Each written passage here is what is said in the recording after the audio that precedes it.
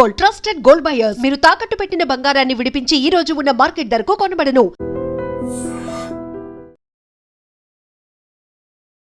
నమస్తే, welcome to I dream. IndiGo ఇప్పుడు airports అన్నీ కూడా ఈ ఫిష్ మార్కెట్లు అంటాం కదా, అట్లా మారిపోయిన సిచ్యువేషన్ కనిపిస్తుంది. ఎవ్వరు కూడా అనుకోలే ఎయిర్పోర్ట్లు ఇంత భయంకరంగా ఫ్లైట్ల కోసం వెయిట్ చేస్తున్న సిచ్యువేషన్ వస్తుంది అని.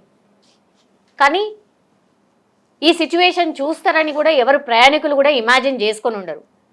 పెళ్ళి ఆగిపోయిందని ఒకరు, తల్లి చనిపోయినా అంత్యక్రియలకు పోలేదు అని ఇంకొకళ్ళు, ఇట్లా ఎన్నిగా మనకు రోజువారీ ఎన్ని ట్రబుల్స్ ఉంటాయో అవన్నీ కూడా ఈ ఎయిర్పోర్ట్లలో మనకు కనిపిస్తున్నాయి. ఈ సిచ్యువేషన్కి కారణం ఏంది?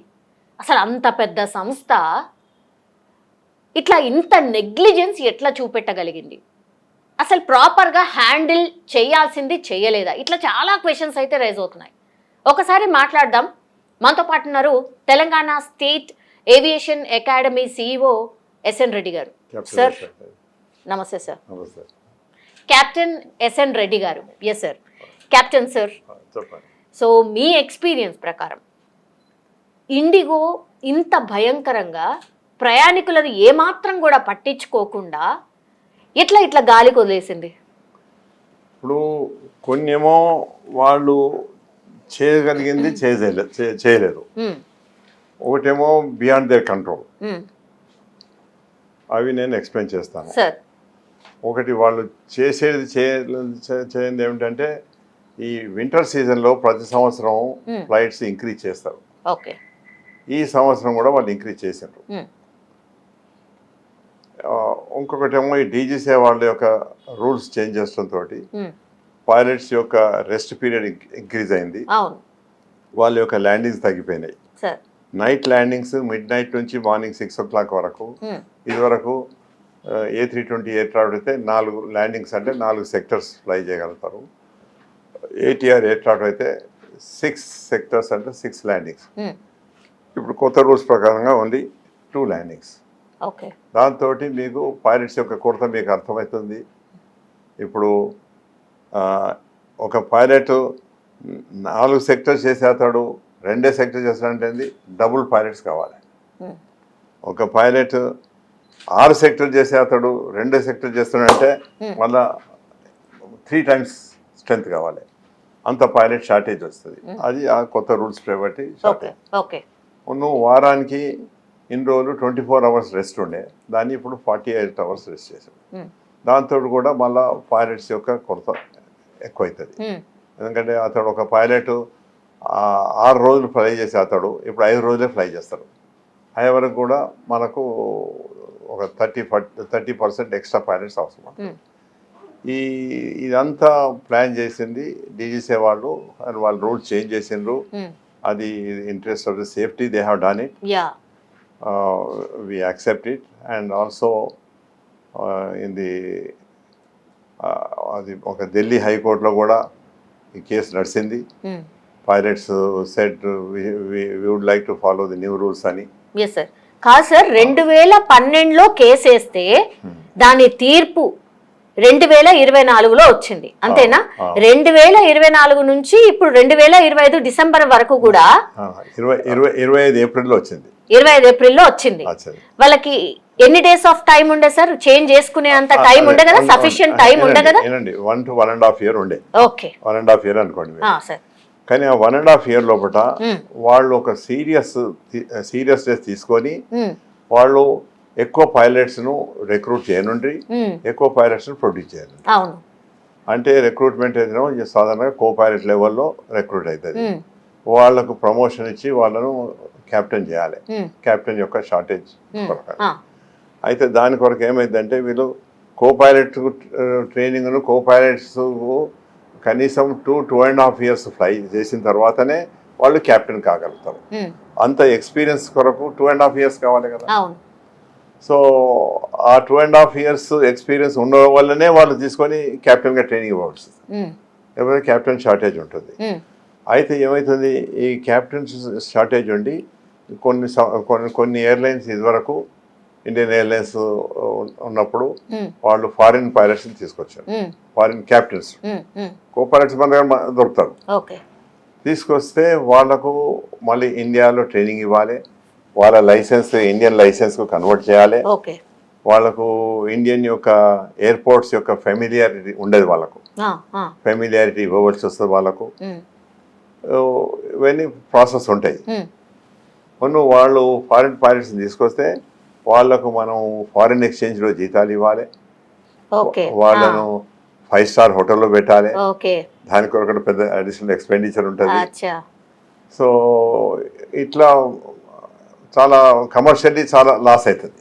దాని కొరకు కొన్ని ఎయిర్లైన్స్ సీరియస్నెస్ అవసరం ఉన్న దగ్గర అది కూడా ఖర్చు పెట్టుకున్నారు. బట్ కొన్ని ఎయిర్లైన్స్ ఎందుకులే మేము మేనేజ్ చేస్తాం అనుకున్న వాళ్ళు ఈ ఇండిగో లాగా మేనేజ్ చేయగలరు. అదొకటి. ఇంకొకటి ఏంటంటే ప్రతి వింటర్ సీజన్లో ఇది more demand for more flights. Okay, ప్రతి వింటర్ సీజన్లో ఉంటుంది అది. అయితే అప్పుడు అన్ని ఎయిర్లైన్స్ ఫ్లైట్స్ ఇంక్రీజ్ చేస్తారు. ఓకే, అట్లే ఈ సంవత్సరం కూడా వీళ్ళు ఇంక్రీజ్ చేశారు. ఓకే, అది చేయకపోయినట్టు వీరు, ఎందుకంటే ఎప్పుడైతే పైలట్ షార్టేజ్ ఉన్నదో ఆ యొక్క ఫ్లైట్స్ని ఇంక్రీజ్ చేయడంతో ఇంకా షార్టేజ్ అయిపోయింది. Okay, so that is a mistake of the airline. That they should not have done it. ఇంకా థర్డ్ అన్ఫార్చునేట్ థింగ్ వాళ్ళకు ఇప్పుడు ఈ సిచ్యువేషన్లో ఏమొచ్చిందంటే వింటర్ సీజన్లో లో విజిబిలిటీ ఉంటుంది. Entire north India will have low visibility, fog. మీరు ఢిల్లీ పోండి, అమృత్సర్ పోండి, కఠ్మండు పోండి, లేకపోతే శ్రీనగర్ పోండి, జైపూర్ పోండి, శ్రీనగర్ పోండి, ఎక్కడ పోయినా కానీ లో విజిబిలిటీ ఉంటుంది. దాంతో ఏమైంది అంటే ఎవ్రీ ఇయర్ ఎన్నో ఫ్లైట్స్ క్యాన్సిల్ అవుతాయి. అది సహనం, అది that is common, every year it is common. So many flights get cancel. ఎందుకైతే ఇప్పుడు ఇక్కడ నుంచి మనం ఢిల్లీ పోవాలి, మార్నింగ్ 6 o'clock ఫ్లైట్ ఉంది, ఇంకో ఫ్లైట్ ఉంది 7 o'clock. ఈ పైలట్స్ 6 o'clock వచ్చి ఇక్కడనే ఉంటారు, ప్యాసింజర్స్ కూడా వచ్చి ఉంటారు ఎయిర్పోర్ట్. కానీ ఢిల్లీ విజిబిలిటీ మంచిగా లేదు, వాళ్ళు అంటారు ఇప్పుడు మీరు రావద్దు, విజిబిలిటీ ఇంక్రీజ్ అయినప్పుడు మేము చెప్తాం. వాళ్ళు 11 o'clock 12 o'clock చెప్తారు, ఇప్పుడు విజిబిలిటీ ఇంక్రీజ్ అని మీరు ఇంప్రూవ్ అయింది రండి. ఆ 11 o'clock వీళ్ళు ఇక్కడి నుంచి పోతే ఢిల్లీలో ల్యాండ్ అయ్యే వరకు 1 o'clock అవుతుంది. 2 hours అవుతుంది కదా. మళ్ళీ అక్కడ నుంచి వాళ్ళ ఫ్లైట్ ఉంది అనుకోని అమృత్సర్ ఉన్నది, అమృత్సర్ నుంచి మళ్ళీ ఢిల్లీ టు హైదరాబాద్ రావాలి. వాళ్ళు ఆడ నుంచి అమృత్సర్ పోతారు, పోయిన తర్వాత వాళ్ళకు 8 hours అయిపోతాయి. ఇంకా పొద్దున్న 6కి వచ్చింది కదా, వాళ్ళని అంటారు సార్ 8 hours అయిపోయినాయి, రూల్స్ ప్రకారంగా మేము ఫ్లై చేసాము. అప్పుడు కొత్త క్యాప్టెన్స్ రావాలి, ఎక్కడి నుంచి వస్తారు? So flight will be cancel. So this is how unfortunately 30% problem is because of the low visibility and the winter season. దాని కొరకు నేనేమంటానంటే ఈ డీజీసీ వాళ్ళు వీళ్ళు అందరికీ ప్రతి సంవత్సరం ఇట్లా అయితే అని తెలుసు. అందుకొరకు ఈ కొత్త రూల్స్ ఇప్పుడు పెట్టకుండా ఇంకో 2-3 months పెడితే ఈ 30% ప్రాబ్లం ఉండకపోతుండే, విజిబిలిటీ యొక్క క్యాన్సలేషన్ ఉండకపోతుండే. ఇప్పుడు ఏమైంది, విజిబిలిటీ తోటి క్యాన్సిల్ అయినాయి, అన్ని యాడ్ అయినాయి. అయ్యే వరకు ఇట్ వాస్ ఏ రియల్ ఎంత ఇన్కన్వీనియన్స్ అంటే నేను చూసినాను. నేను యాజ్ ఏ కెప్టెన్ గా 25,000 hours ఫ్లై చేసినాను.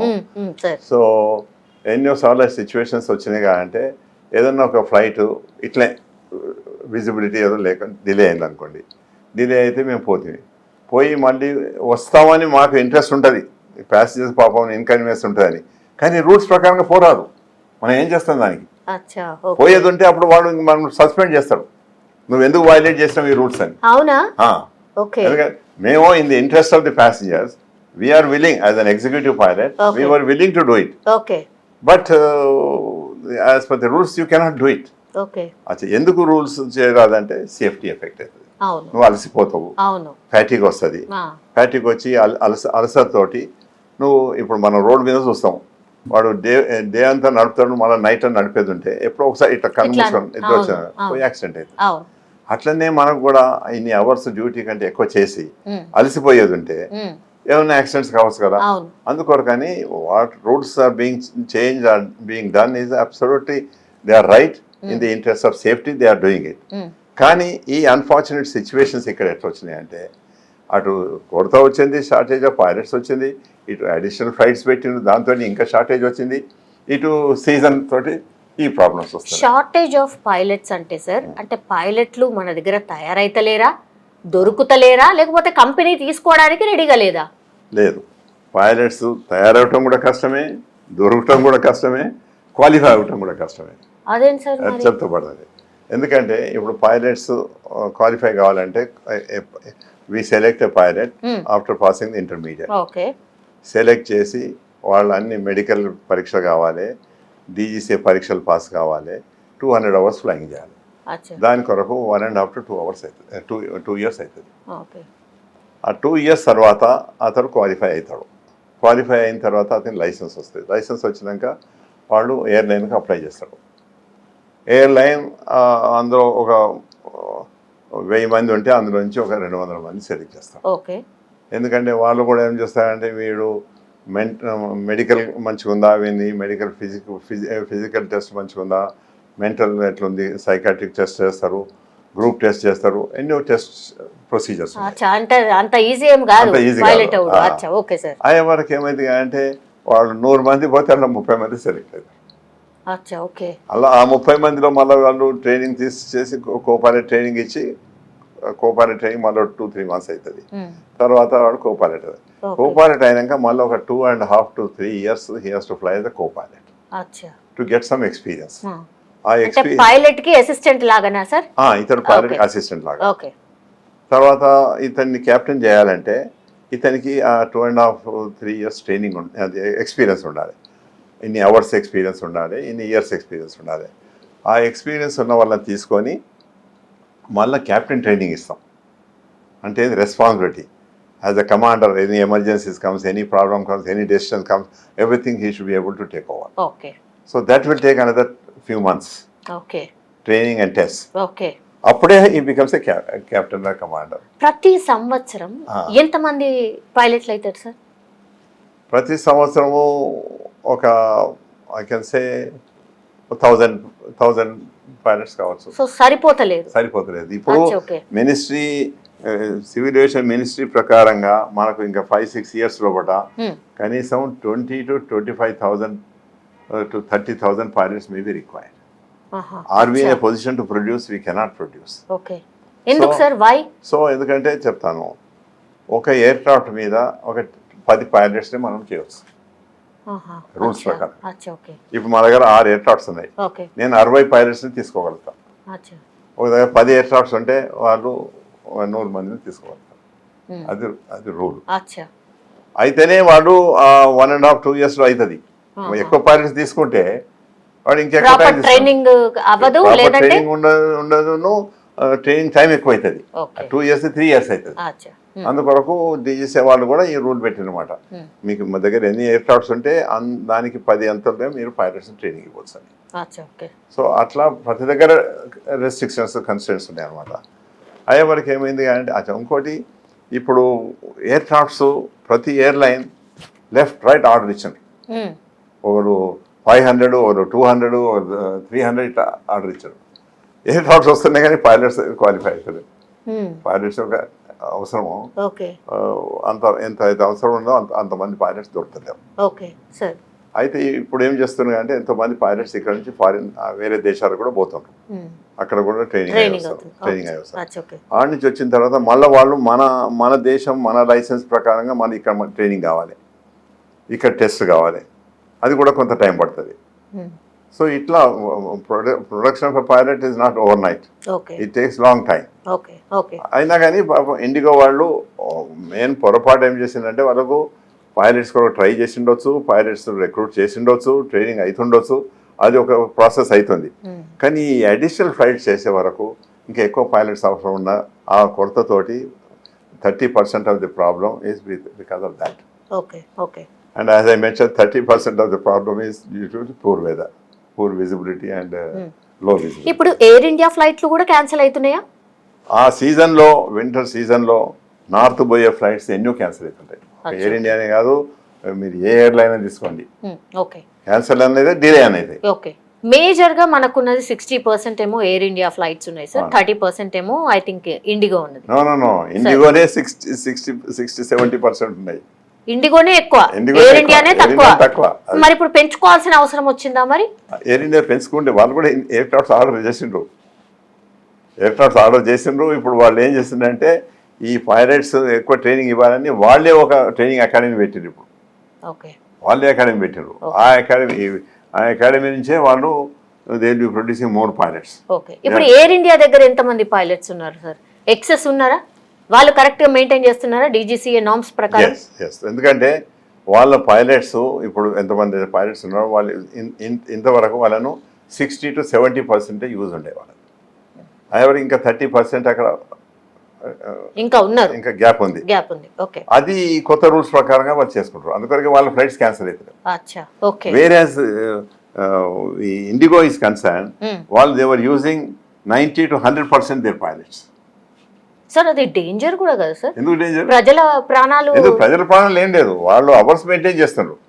మీకు 8 hours దాటొద్దు, వీక్లీ ఇన్ని అవర్స్ దాటొద్దు, మీకు ఇంత రెస్ట్ పీరియడ్ కావాలి, అవన్నీ మెయింటైన్ చేస్తాం అనుకో. అక్కడ రిస్క్ ఏం లేదు, కానీ వాళ్ళు ఫుల్ యూజ్ చేస్తారు అనమాట.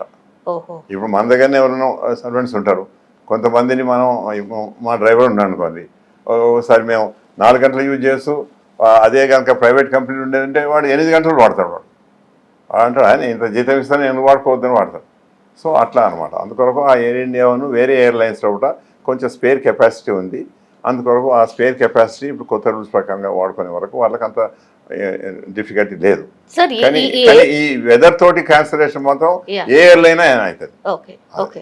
ఎయిర్లైన్స్ కంపెనీస్ ని ఆప్షనల్ గా పెంచుకోవాల్సిన అవసరం కనిపిస్తోందా సార్ ఈ ఇన్సిడెంట్ తర్వాత? అంటే డిఫరెంట్ ఇంకా కొన్ని ఉండాలి, లేకపోతే మోనార్కీ లాగా మేమే ఉన్నాం కదా ఇక మాతోనే అన్న టైప్ లో అట్లా మీద బిహేవ్ చేసినట్టు అనిపిస్తోందా సార్ ఇండిగో యాజమాన్యం? అట్లా అంటే కొంత అనిపిస్తుంది, కొంత అనిపిస్తుంది. వాళ్ళు ఆ అడిషనల్ ఫ్లైట్స్ పెట్టకపోయేది ఉంటే ఈ ప్రాబ్లం ఉండకపోతుండే కదా. అట్లీస్ట్ ప్రాబ్లం ఇంకా 30% ప్రాబ్లం తగ్గుతుండే. మేము లేకపోతే నడవదు కాబట్టి మేము ఏం చేసినా చెల్లుతుంది అన్నట్టు వాళ్ళు కొంచెం గవర్నమెంట్ మీద ప్రెషర్ పెట్టారు. పక్కా బిజినెస్ చేసారు కదా. అంతే మరి. వేరే ఎయిర్లైన్ వాళ్ళు కూడా వీళ్ళు క్యాన్సిల్ చేసుకుని ఆడికి వస్తే వాళ్ళు కూడా 5,000 వాళ్ళు 50,000 అమ్ముకున్నారు. అదే సార్ 90,000 లక్షనట సార్. అది అనెథికల్. దాని కొరకే ఇప్పుడు government passing the rules and regulations స్ట్రిక్ట్గా చేస్తున్నారు.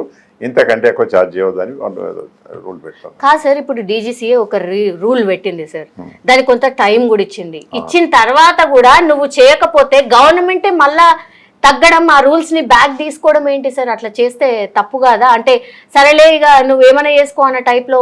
అట్లని కాదు, కానీ కొంత ఎక్స్టెన్షన్ ఇస్తారు.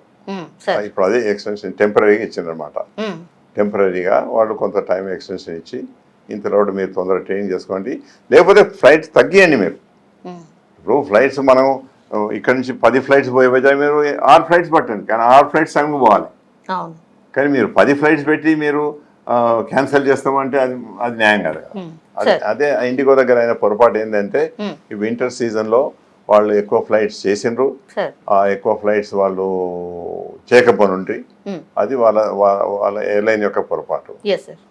వాళ్ళు ఈ 1.5-2 years నుంచి రూల్స్ చేంజ్ అవుతాయని తెలిసిన తర్వాత వాళ్ళు చాలా సీరియస్గా తీసుకొని చాలామంది పైలట్స్ని రిక్రూట్ చేయనుండి, చాలా మంది పైలట్స్ను అడిషనల్ ట్రైనింగ్ ఇచ్చి వాళ్ళను క్యాప్టెన్ చేయనుండి. అవసరం అంటే ఫారిన్ పైలట్స్ని తీసుకొని అది కమర్షియల్లో కొంత నష్టం ఉంటుంది, ఇక అది చేసుకోనుండి వేరే పైలట్స్ తీసుకొచ్చి ఇక్కడ వాళ్ళని యూజ్ చేసుకోనుండి. This much of experience sir as a captain sir, ఇట్లాంటి సిచ్యువేషన్, ఇంత భయంకరమైన సిచ్యువేషన్ మీరు ఎన్నడన్నా చూసిరా? రాలేదు, అస్సలు రాలేదు, రాకూడదు కూడా. దాంతో నాకు తెలుసు ఎంత పాపం. మీరు అన్నట్టు కొంతమంది హాస్పిటల్స్ పోయేటోళ్ళు ఉంటారు, ఆపరేషన్ పోయేటోళ్ళు ఉంటారు, పెండింగ్ పోయేటోళ్ళు ఉంటారు, సావులకు పోయేటోళ్ళు ఉంటారు, మీటింగ్స్ పోయేటోళ్ళు ఉంటారు. ఎంతో మందికి ఎంతో ఇన్కన్వీనియన్స్ అయింది. అది మాత్రం అది ఎవరికి మంచిగా అనిపించలేదు. అది మాత్రం అట్లా కాకూడదు. అట్లా కాకూడదు అంటే ఇన్ ఫ్యూచర్ నేను అడుగుతా అంటే ఇటువంటి రూల్స్ ఏదైనా చేంజ్ చేయాలంటే వీళ్ళు ఇటువంటి సీజన్లో చేయొద్దు. ఈ సీజన్లో చేసే వరకు ఇంకొక 30-40% ఎఫెక్ట్ దాంతో కూడా అవుతుంది. That's what I can think. చాలా మంది ఇండిగోకి ఏదో ఒకటి పనిష్మెంట్ ఇవ్వాల్సిందే అని చాలా మంది మాట్లాడుతున్నారు సార్. అంటే కోపం సార్, అంటే ఇప్పుడు ఏమైందంటే ఒక ఎయిర్పోర్ట్ 50,000 మందిని తీసుకోగలుగుతారు నార్మల్గా. అక్కడ 1,00,000 మంది అయ్యే వరకు వాళ్ళకి కూర్చుంటానికి సీట్లు కూడా లేవండి. పాపం వాళ్ళకు వాళ్ళు క్యాన్సిల్ చేసుకోవడం అంటే వాళ్ళ బ్యాగేజ్ వస్తాం కూడా కొన్ని గంటలు అవుతున్నది. అవును. ఉన్న ఇన్ఫర్మేషన్ ఉంటలేదు వాళ్ళకు. ఎందుకు ఇన్ఫర్మేషన్ ఉంటుంది అంటే వాడు ఇక్కడ నుంచి ఢిల్లీ పోవాలి అన్నట్టు 6 గంటలకు వెళ్ళాలి. అక్కడ ఢిల్లీలో వెదర్ మంచిగా లేదు. వాడు అంటాడు ఇంకా 4 గంటల దాకా వెదర్ ఇంప్రూవ్ కాదు. అది వీళ్ళకి చెప్పాలి. 4 గంటల వరకు వెదర్ ఇంప్రూవ్ కాదు, ఈ ఫ్లైట్ 4 గంటలు మినిమం లేట్ అవుతుంది. అది కూడా 4 గంటలు అంటారు కానీ 4 గంటల తర్వాత మళ్ళీ వాళ్ళు ఇంకా అది విజిబిలిటీ ఇంప్రూవ్ కాకపోతే ఇంకా 5 గంటలు అవుతుంది, 6 గంటలు అవుతుంది అని చెప్పేది ఉంటే కొంతమంది ఇక్కడ క్యాన్సిల్ చేసుకొని పోయటం ఇంటికి పోతారు. ఎట్లో ఇంకో దారి పోతారు, ఇంకేదో చేస్తారు, ట్రైన్లో పోతారు, ఏదో పోతారు, అర్జెన్సీ ఉంటారు. అది ఒక ఇన్ఫర్మేషన్ వీళ్ళు చేయలేదు. అది కూడా కొంచెం న్యాయం కాదు, అది మంచిది కాదు. దాని విషయంలో airline has to face some penalty పెడతారు. వాళ్ళు ఏం పెడతారో వాళ్ళకు అది గవర్నమెంట్కి తెలుసు. సార్ అన్ని పైసలతోనే పరిష్కారం కాదు కదా సార్, పనిష్మెంట్ అయితే ఉండాలి కదా సార్, ఏదో ఒకటి చెయ్యాలి కదా వాళ్ళకి. చేస్తారు ఇప్పుడు లాట్ ఆఫ్ ప్రెషర్ అనేది పీపుల్ అంటుంది. కోర్టులు అడుగుతున్న వాళ్ళు ఇదేం న్యాయం, మాకు ఇంత కష్టమైంది, ఇంత ఇదైంది, మా తల్లి బీమారు ఉంటే పోదాలేదు, తల్లి చచ్చిపోతే పోలేదు, అట్లా ఎన్నో ఎమర్జెన్సీస్ ఉన్నాయి పాపం. We all feel very sad about it. అటువంటి సిచ్యువేషన్ రాకూడదు కానీ అన్ఫార్చునేట్లీ వచ్చింది. కానీ ఈ వేరియస్ రీజన్స్ తోటి వచ్చింది. 3 రీజన్స్ ఐడెంటిఫై. ఒకటేమో కొత్త రూల్స్ చేయబట్టి పైలట్ షార్టేజ్ వచ్చింది. ఒకటేమో వీళ్ళు అడిషనల్ ఫ్లైట్ చేసే వరకు ఇంకా షార్టేజ్ వచ్చింది. ఇంకోటేమో ఈ వెదర్ యొక్క సీజన్, ఈ సీజన్ వింటర్ సీజన్ అందరికీ తెలుసు. మనం ఇక్కడ హైదరాబాద్లో చూడండి, ఒకసారి ఇప్పుడు మా ఫ్లైట్స్ ఇక్కడ ట్రైనింగ్ ఫ్లైట్స్ పోవాలి, ఓసారి 7 o'clock పోతున్నాయి, ఒకసారి 10 o'clock పోతున్నాయి, ఎందుకంటే విజిబిలిటీ లేదు. సో అటువంటి ఉంది. అది ఇక్కడనే ఇట్లాంటి ఇంకా నార్త్ ఇంకా ఎక్కువ ఉంటుంది. నార్త్ లో చాలా విజిబిలిటీ ప్రాబ్లమ్స్ ఉంటాయి, ప్రతి ఎయిర్పోర్ట్ లో ఉంటాయి. అది lastly you have to say anything, what you would say sir? What I said is that ఈ 3 కారణాలు ఒకటేసారి వచ్చడంతో ఇదంతా ప్రాబ్లమ్స్ వచ్చినాయి. అండ్ ఇన్ ఫ్యూచర్ ఇటువంటి సిచ్యువేషన్ వచ్చేదంటే they have to plan themselves in such a way that what can be avoided. ఆ additional flights should have been avoided. వీళ్ళు పైలట్స్ను మన ఇక్కడ పైలట్స్ సఫిషియెంట్ లేకపోతే ఫారిన్ పైలట్స్ను తీసుకొని రానుండి కొంత కమర్షియల్ ఎక్స్పెండిచర్ ఉంటుంది, కమర్షియల్ లాస్ ఉంటుంది. ఇండిగో ఫెయిర్లీ మంచి లాభంగా చేస్తున్నారు, కొంత ఎక్స్పెండిచర్ ఉంటుంది. వాళ్ళకు ఫారిన్ ఎక్స్చేంజ్లో మనం జీతాలు ఇవ్వాలి, వాళ్ళకు 5-star హోటల్ ఫెసిలిటీ ఇవ్వాలి, ఇట్లా ఎన్నో ఎక్స్పెండిచర్ అడిషనల్ ఎక్స్పెండిచర్ ఉంటుంది. అదొకటి వీళ్ళు చేసుకోండి. ఇంకొకటి సీజన్ ఒకటి ప్రాబ్లం వచ్చింది. ఆ సీజన్ కూడా చేయకుండా in future they should see that in other than winter season they should winter and rainy season వదిలిపెట్టి మిగతా సీజన్ ఇంట్రొడ్యూస్ చేస్తే ఇంత కష్టం ఉండకపోవచ్చు. లాస్ట్లీ సార్ ఒక ఇండిగో యాజమాన్యం ఎంత ప్రాఫిట్ చేస్తుంది సార్ పర్ ఇయర్? అది కమర్షియల్ కొన్ని వేల కోట్లు కదా, వేల కోట్లు, లక్షల కోట్లు ఉంటాయి, లక్షల కోట్లు ఉంటాయి. అమ్మా, లక్షల కోట్ల ప్రాఫిట్. కానీ ఇప్పుడు వాళ్ళకు దీంతో చాలా దెబ్బతిని ఉంటారు. వాళ్ళు మళ్ళా 2 సంవత్సరాల లాభం ఎంత వస్తుందో అంత ఇప్పుడు నష్టం అయి ఉంటుంది వాళ్ళకు. నష్టం ఇంకొకటి వాళ్ళు మంచి పాపులర్ ఎయిర్లైన్ ఉండే, టైంకి పోతుండే, అన్ని మంచిగా ఉండే. ఇప్పుడు అవన్నీ వాళ్ళ యొక్క రెప్యుటేషన్, వాళ్ళ బ్రాండ్ ఇమేజ్ పోతుంది. కానీ పాపం ప్యాసింజర్స్ ఇన్కన్వీనియన్స్ మాత్రము we all have to feel bad. ఇప్పుడు ఎయిర్పోర్ట్ లో వాళ్ళ కెపాసిటీ, ఇప్పుడు రెస్టారెంట్స్ వాళ్ళు కూడా they could not supply the food. వాళ్ళు 50,000 మంది ప్రతిరోజు వస్తారు, సరే 60,000 మంది తెచ్చుకుంటారు వాళ్ళు. ఇక్కడ 1,00,000 వచ్చే వరకు ఎక్కడి నుంచి ఇవ్వగలుగుతారు? ఈవెన్ కొన్ని కేసులో నీళ్ళు కూడా వాళ్ళకి లేవట, బాటిల్స్ కూడా లేకపోతే అప్పటికప్పుడు తెప్పించండి వీళ్ళు. ఈ డిఫికల్టీ ఉంటుంది. నాకు ఒక ఎక్స్పీరియన్స్ ఉంది. నేను షికాగోలో ఒకసారి ఒంటిని ఆడ ఒక 8-9 ఇంటర్నేషనల్ ఫ్లైట్స్ క్యాన్సిల్ అయ్యాయి. ఇంటర్నేషనల్ ఎందుకంటే ఐస్ పడ్డది, స్నో పడ్డది, రన్వే మీద అంతా ఇంత లేయర్ స్నో ఉన్నది. అందుకొరకు ఫ్లైట్స్ ల్యాండింగ్ క్యాన్సిల్ అయినాయి, టేకాఫ్ కూడా క్యాన్సిల్ అయ్యాయి. అయ్యే వరకు కొంత లక్షల మంది అక్కడ ఎయిర్పోర్ట్లో ఉన్నారు. వాళ్ళకు కూర్చుండడానికి సీట్స్ లేవు, టాయిలెట్స్ దగ్గర కూడా పెద్ద క్యూ, హోటల్ పోతే ఏం తిండి లేదు, బయట పోతా అంటే బయట కూడా స్నో ఉన్నది, వాళ్ళకు పోవడానికి వీలు లేకుంటున్నది. అటువంటి సిచ్యువేషన్ కూడా ఒకసారి వస్తుంది చూడండి. అంత అడ్వాన్స్ కంట్రీ, వాళ్ళకి అన్ని ఫెసిలిటీస్ ఉన్న దగ్గర కూడా అటువంటి సిచ్యువేషన్ వచ్చింది. So beyond anyone's control, no one can do anything. Thank you sir. Thank you. నిజంగా ప్రస్తుతం ఉన్నటువంటి సమాజం దేనికి ప్రయారిటీ ఇస్తుంది? ఆర్థిక సంబంధాల చుట్టూ మాత్రమే తిరుగుతోంది. మళ్ళీ ఎన్నికలంగానే చాలా విరక్తి కలుగుతాను. మంచి అనిపిస్తుంది కదా, లేడీస్ కూడా ఛాలెంజింగ్ జాబ్స్ చేసినప్పుడు చాలా బాగుంటది. ట్రాఫిక్ అసిస్టెంట్స్ గా నియమించిన ట్రాన్స్జెండర్స్ అందరితో సాల్యూట్ చేయించుకుంటున్నారు. ఫుడ్ డెలివరీ ఇవ్వటానికి వెళ్ళినటువంటి డెలివరీ బాయ్ అనిల్ పై కళ్ళ ముందు